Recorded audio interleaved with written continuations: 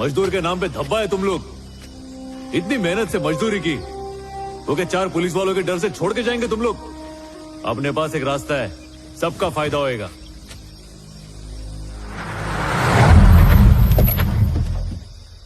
DSP Govind, जिसका नाम सुनते ही सारे स्मगलर कांपने लगते हैं।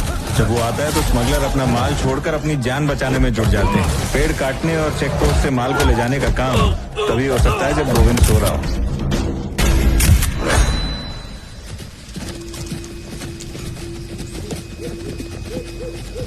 क्या रे, क्या कर रहे तुम लोग यहाँ? हैं? क्या साहब दिखाई नहीं दे रहा है क्या? बकरियां चरा रहे। तो बकरियां हैं किधर? जंगल के उस तरफ गई है साहब, चरने के लिए।